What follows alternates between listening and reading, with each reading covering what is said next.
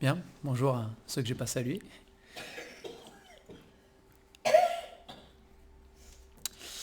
Alors je vous propose de poursuivre notre petite série d'études sur le verset 154 du psaume 119. Donc psaume 119. Et comme les dernières fois, on va lire les versets 153 à 160.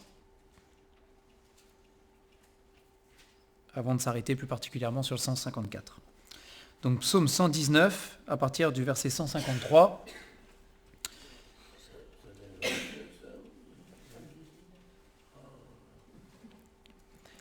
Il est écrit ici, au verset 153, « Vois ma misère et délivre-moi, car je n'oublie point ta loi. Défends ma cause et rachète-moi. Rends-moi la vie selon ta promesse. Le salut est loin des méchants, car ils ne recherchent pas tes statuts. Tes compassions sont grandes, ô Éternel. Rends-moi la vie selon tes jugements. Mes persécuteurs et mes adversaires sont nombreux.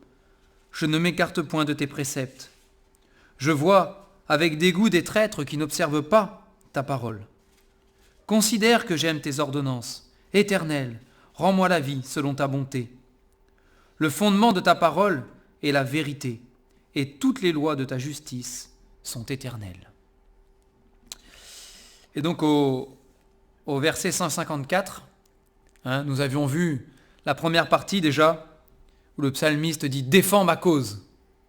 Et nous avions vu que l'Éternel, particulièrement la personne de Jésus-Christ, n'est-ce pas, est notre avocat, est notre défenseur. On peut crier à lui, il est de notre côté. Il est toujours de notre côté. Et ça, c'est quelque chose de précieux, de savoir qu'on a le Dieu Tout-Puissant pour avocat, celui qui plaide pour notre cause, qui nous défend. On avait vu la seconde partie où il dit « Rachète-moi » et nous avions vu qu'encore une fois, en la personne de Jésus-Christ, nous avions un rédempteur. Alors c'est le terme exact, un peu compliqué, certes, mais nous avons quelqu'un qui nous a rachetés. Il a racheté nos âmes. Et nous avions vu que le prix du rachat avait été sa propre vie. Le sang du Seigneur Jésus, sa vie précieuse, qu'il a offerte sur la croix, avait été le prix de nos âmes. Il nous a rachetés. Et dans la troisième partie de ce verset, eh bien, le psalmiste dit, il crie ici, « Rends-moi la vie. Rends-moi la vie selon ta promesse. Rends-moi la vie. » Troisième cri du cœur ici dans ce verset. « Rends-moi la vie. » Et encore une fois, on n'a pas le contexte dans lequel ce psaume a été écrit. Il y a des psaumes, on a le contexte, il y a d'autres psaumes, on n'a pas forcément le contexte. Mais ce qu'on sait, c'est qu'au verset 153, le psalmiste le dit. Il dit « Vois ma misère et délivre-moi ». Donc le psalmiste, peu importe exactement ce qu'il vivait, on ne le sait pas, mais il était dans la misère. Il se considérait comme dans la misère, il se considérait misérable. C'est le ressenti qu'il avait en tout cas de ce qu'il vivait. Je suis dans la misère. Et il le dit au Seigneur, vois ma misère. Et il se sentait sans aucun doute aspiré vers le bas. Il est question aussi que nous sommes attachés à la poussière, des fois. On se sent tiré vers le bas, comme une spirale, aspiré. Et il dit, rends-moi la vie. Il se tourne vers Dieu et il dit, Seigneur, rends-moi la vie. Alors ici, il dit, rends-moi la vie selon ta promesse.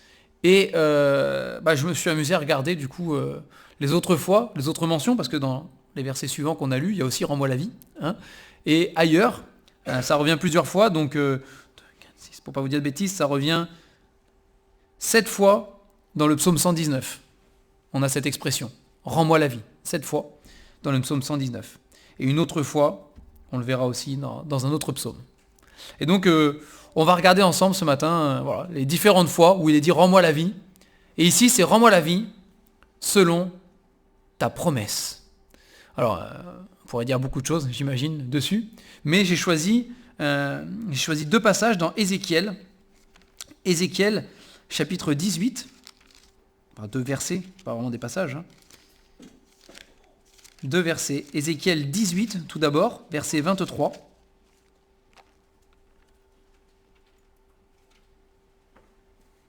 Donc Ézéchiel 18, verset 23. C'est Dieu qui parle. Et voici ce qu'il dit.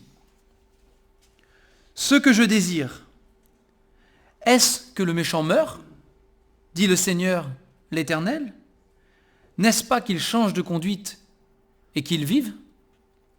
Et Ézéchiel 33, un petit peu plus loin, Ézéchiel 33, verset 11.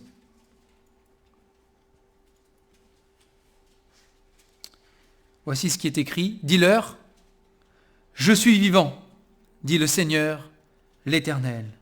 Ce que je désire, ce n'est pas que le méchant meure, c'est qu'il change de conduite et qu'il vive. Revenez, revenez de votre mauvaise voie. Et pourquoi mourriez-vous, maison d'Israël? Peut-être ça vous semble curieux, mais ici c'est une promesse. Dans ces deux versets, nous avons une promesse. Nous avons la promesse que l'Éternel est un Dieu qui pardonne celui qui se repent. Nous avons la promesse que l'Éternel est le Dieu de la vie. Il n'est pas le Dieu de la mort. Alors dans la parole, nous savons que la mort est entrée dans le monde à cause du péché, pas à cause de Dieu. L'homme, par sa désobéissance, a fait rentrer le péché, Adam et Ève, en l'occurrence, ce sont eux les premiers. Mais par leur désobéissance et leur péché, ils ont fait entrer la mort dans ce monde et dans la création. Mais ce n'était pas le plan de Dieu. Le plan de Dieu était la vie. Et ils ont été créés, Adam et Ève avaient été créés, et nous avons été créés à la base pour vivre éternellement dans la vie et pas dans la mort. Mais le péché a tout brisé, il a tout détruit, il a tout cassé. Et la promesse de l'Éternel, c'est qu'il est le Dieu de la vie. Et que celui qui se tourne vers lui, qui reconnaît justement sa misère, il n'est pas question ici de misère matérielle et de pauvreté, mais celui qui reconnaît sa misère intérieure, à cause de son péché, il se reconnaît misérable et qui demande pardon. Le Seigneur le dit, c'est une promesse que nous avons lue. Il ne désire pas la mort du pécheur. Il désire lui rendre la vie. Il désire répondre à cette prière du psalmiste, « Rends-moi la vie, selon ta promesse ». Dieu désire répondre à cela pour chacun d'entre nous. C'est à nous de nous tourner vers l'Éternel, de reconnaître nos péchés, de demander pardon et de comprendre que sur la croix, le Seigneur a tout payé pour nous et qu'il nous offre la vie. Mais le Dieu que nous avons, le Dieu que nous servons, le Dieu que nous adorons, c'est le Dieu de la vie et qui promet la vie à celui qui lui demande et qui se tourne vers lui. Et c'est ainsi qu'il est dit, « Rends-moi la vie selon ta promesse ». Et c'est la promesse de Dieu. Nous avons d'autres versets, il y en aurait beaucoup à citer, mais il est dit qu'il n'éteint pas le lumignon qui fume encore, il n'écrase pas, il n'arrache pas le roseau qui est brisé, qui est courbé, mais le Seigneur est là pour rendre vie, il est là pour redresser, pour vivifier. Et peu importe notre circonstance ce matin, peu importe les choses qui nous tirent vers la poussière de la terre et qui nous tirent vers le bas, et les angoisses et les peurs et les doutes et tout cela, nous avons un Dieu qui, selon sa promesse, lui veut nous rendre la vie et veut nous rendre vivants. Vivants, non pas parce qu'on respire avec un souffle, mais vivants spirituellement, vivants avec lui. Au verset 156, juste en dessous, il dit « Tes compassions sont grandes, ô Éternel, rends-moi la vie selon tes jugements. » Et au verset 149, donc un peu avant, il dit « Écoute ma voix selon ta bonté, rends-moi la vie selon ton jugement. » Alors ça, c'est un peu plus surprenant. Parce que le jugement de l'Éternel, justement, semblerait plutôt nous condamner que nous rendre la vie. En tout cas, à première vue. Si l'Éternel rentrait en jugement avec nous, lequel d'entre nous pourrait subsister? Qui aurait la prétention parmi nous de pouvoir dire qu'il sortirait vivant et vainqueur d'un jugement prononcé par l'Éternel? Ce n'est pas le cas. Et la parole de Dieu entière est là pour nous dire que nous sommes condamnables n'est-ce pas, à cause de nos péchés, et que nous méritons, au contraire, d'être punis et d'être jugés. Mais ici, il dit, rends-moi la vie, selon tes jugements. Alors moi, ça m'a fait penser à un verset, dans un passage, pour le coup, dans le Nouveau Testament, c'est dans Romains chapitre 5. On va le prendre ce matin, Romains 5 à partir du verset 18.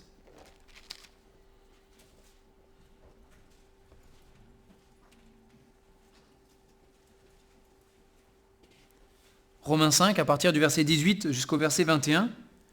Donc c'est l'apôtre Paul qui est dans un raisonnement, une démonstration, qui dit ici, « Ainsi donc, comme par une seule offense, la condamnation a atteint tous les hommes, de même, par un seul acte de justice, la justification qui donne la vie s'étend à tous les hommes. Car, comme la désobéissance d'un seul homme, comme par la désobéissance d'un seul homme, beaucoup ont été rendus pécheurs, de même, par l'obéissance d'un seul, beaucoup seront rendus justes. Or, la loi est intervenue pour que l'offense abonde. Mais là où le péché a abondé, la grâce a surabondé.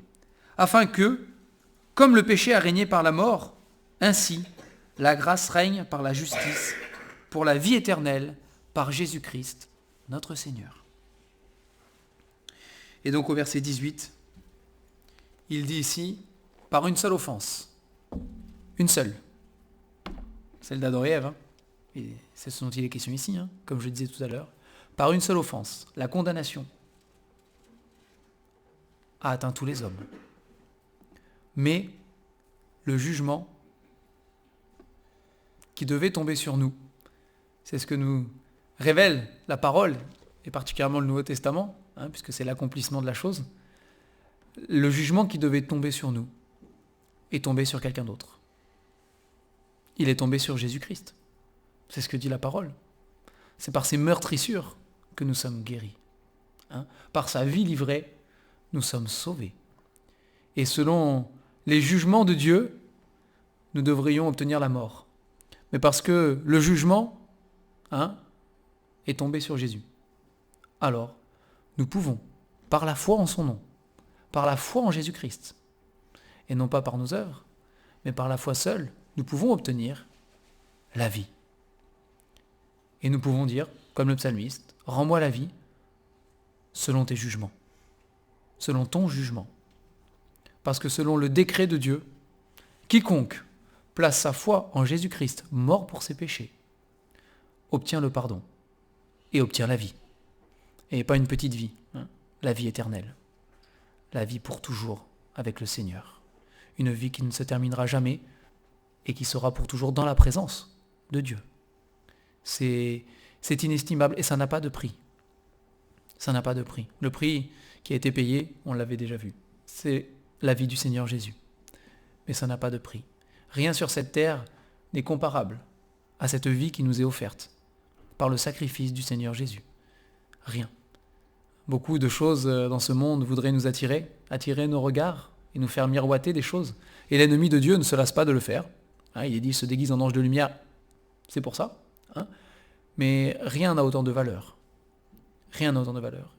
Et les jugements de Dieu sont terribles quand on les lit dans la parole de Dieu. Il y a des jugements terribles qui sont tombés sur le peuple d'Israël et sur d'autres. Et sur d'autres. Mais nous pouvons échapper à ces jugements par la grâce. Comme nous l'avons lu dans Romains à l'instant, c'est la mort a régné par le péché aussi, mais par la grâce qui est en Jésus-Christ, la vie règne maintenant pour ceux qui se confient en lui. Et c'est une grande chose. C'est une grande chose. Au verset 25 du psaume 119,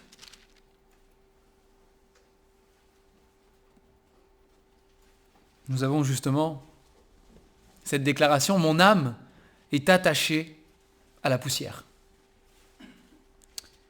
Rends-moi la vie selon ta parole. » Et au verset 107, on retrouve sensiblement la même chose. Il dit « Je suis bien humilié. Éternel, rends-moi la vie selon ta parole. » La parole de Dieu. la parole de Dieu procure la vie.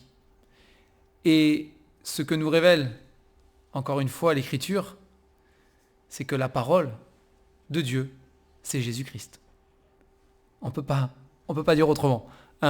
La parole de Dieu, c'est Jésus-Christ. Et c'est lui qui nous donne la vie. Regardez avec moi en Jean chapitre 5. Jean chapitre 5, les versets 39 et 40. Et c'est le Seigneur Jésus lui-même qui parle ici. Et voici ce qu'il déclare. Vous sondez les Écritures parce que vous pensez avoir en elles la vie éternelle. Ce sont elles qui rendent témoignage de moi. Et ce triste constat au verset 40. Et vous ne voulez pas venir à moi pour avoir la vie. C'est triste, hein? Il dit, mais vous étiez bien partis. Vous avez compris et vous savez que les Écritures, que la Bible, la parole de Dieu, renferme la vie éternelle. Vous l'avez compris, c'est déjà incroyable. Mais vous n'avez pas compris que toute cette Écriture rend témoignage de moi, Jésus-Christ. Et vous ne voulez pas venir à moi pour avoir la vie. C'est quelque chose, hein? Et vous savez, il y a des gens qui passent leur vie à étudier la Bible, à la décortiquer dans tous les sens, à accumuler parfois une connaissance énorme, de la Bible. Mais s'ils ne veulent pas venir à Jésus-Christ, ils n'auront pas la vie. Ils auront la connaissance, mais ils n'auront pas la vie. Et que le Seigneur nous garde.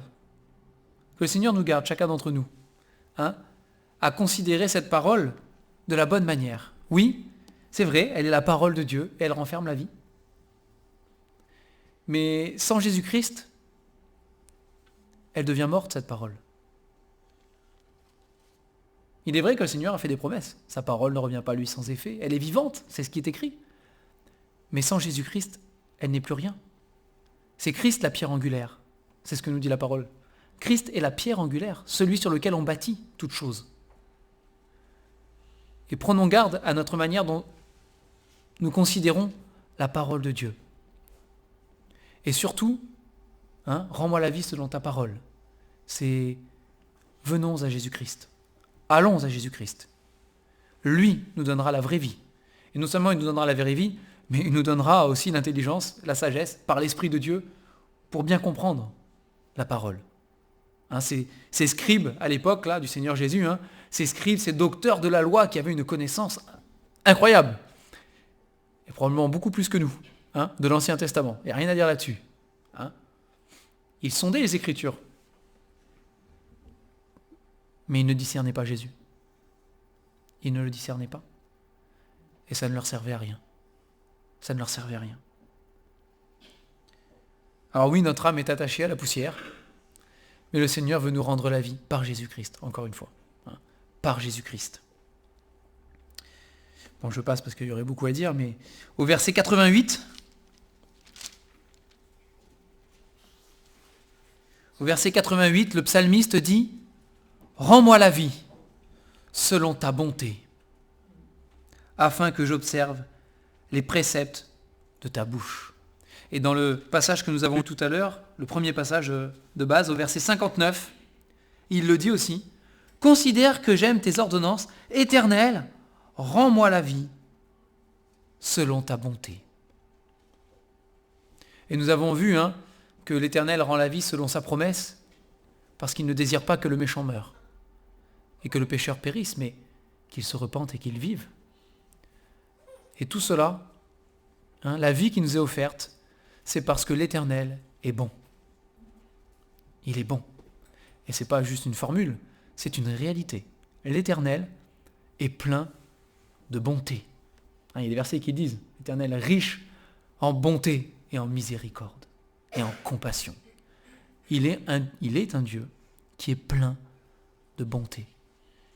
Il est bon envers chacun d'entre nous.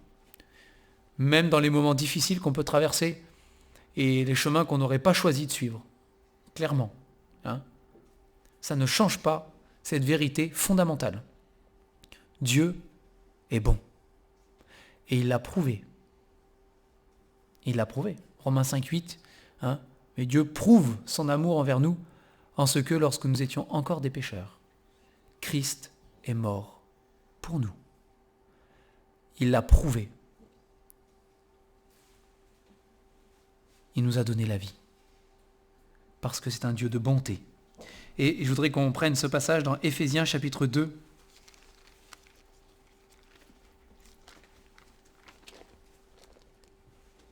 Éphésiens chapitre 2, les 10 premiers versets. Parce qu'il faut bien s'arrêter à un moment, mais il faudrait tout lire. Éphésiens chapitre 2, à partir du premier verset, il est dit « Vous étiez morts par vos offenses et par vos péchés, dans lesquels vous marchiez autrefois, selon le train de ce monde, selon le prince de la puissance de l'air, de l'esprit qui agit maintenant dans les fils de la rébellion. Nous tous aussi, nous étions de leur nombre, et nous vivions autrefois selon les convoitises de notre chair, accomplissant la volonté de la chair et de nos pensées, et nous étions par nature des enfants de colère comme les autres. » Verset 4. « Mais Dieu, qui est riche en miséricorde, à cause du grand amour dont il nous a aimés, nous qui étions morts par nos offenses, nous a rendus vivants avec Christ. C'est par grâce que vous êtes sauvés.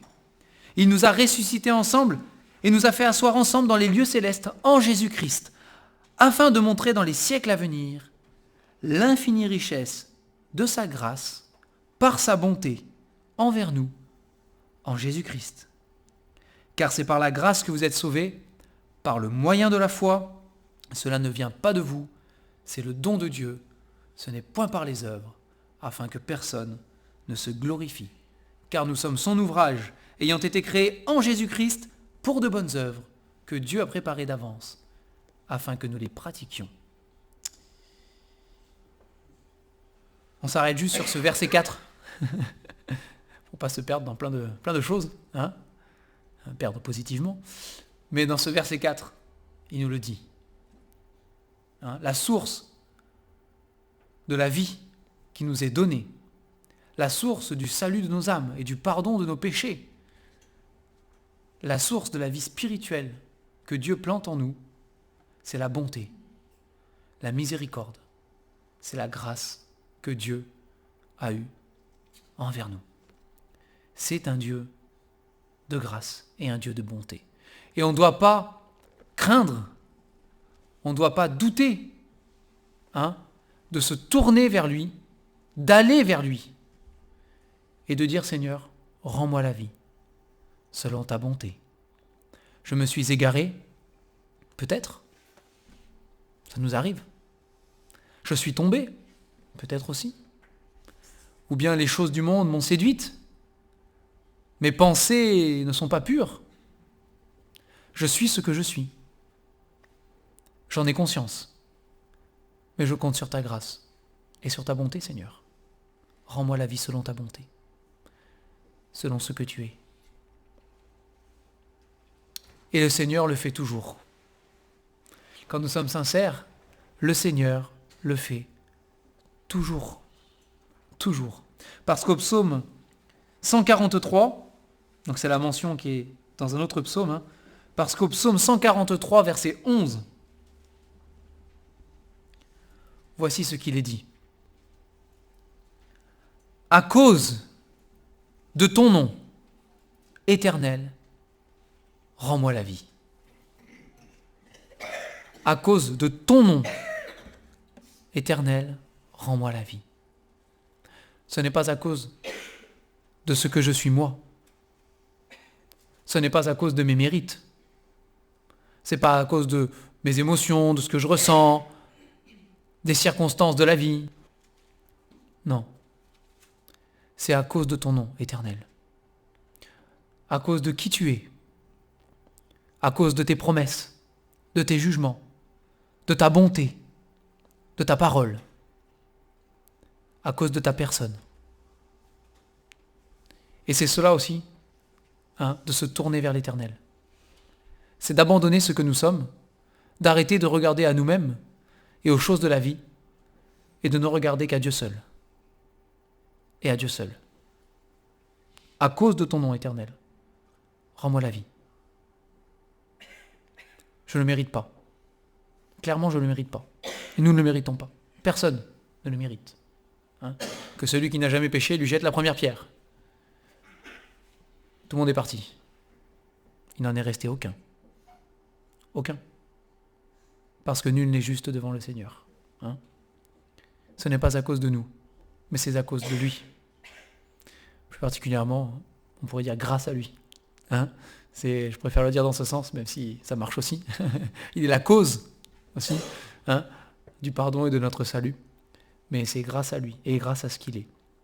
Et ce matin encore, je voulais qu'on s'en souvienne et qu'on ne l'oublie pas. Nous avons chanté, David n'avait rien que sa fronde pour combattre contre le géant. C'est pas grand-chose. C'est même ridicule, on peut le dire, à vue humaine, comparé au géant en face. Mais David, à ce moment-là en tout cas, parce qu'il n'était pas parfait, mais à ce moment-là, il n'a pas regardé à lui-même. Il n'a pas regardé aux circonstances. Il n'a pas regardé à la peur qui se répandait partout autour de lui. Il n'a regardé qu'à Dieu seul. Et celui qui m'a délivré de l'ours et du lion me délivrera du Philistin. Il n'y a pas de doute. Il me rendra la vie selon sa promesse. Il me rendra la vie selon sa bonté et à cause de son nom. À cause de son nom. Je vais terminer avec ce verset dans Actes chapitre 4, verset 12. Puisqu'il est dit « Rends-moi la vie à cause de ton nom ». En Acte 4, verset 12, dans cette prédication de l'apôtre Pierre, nous trouvons cette déclaration qui restera toujours le fondement de la vie que nous avons reçue en Jésus-Christ. Il n'y a de salut en aucun autre, car il n'y a sous le ciel aucun autre nom qui ait été donné parmi les hommes, par lequel nous devions être sauvés, que le nom de Jésus-Christ.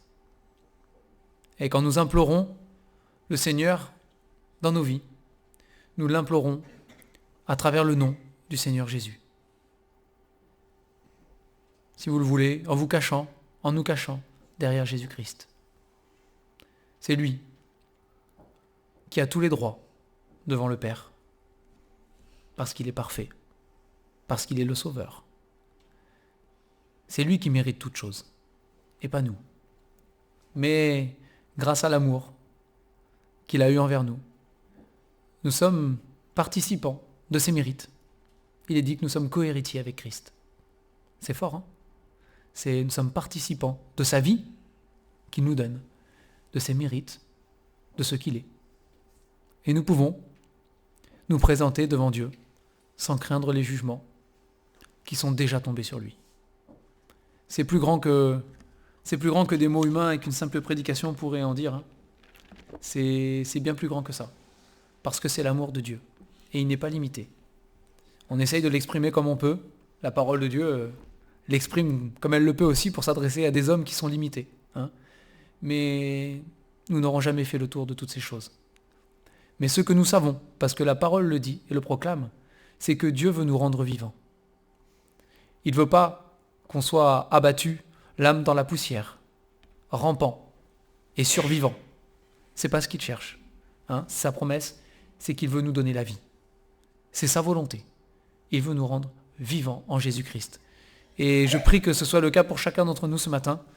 Déjà pour sa vie spirituelle et pour son âme, qu'il soit sauvé.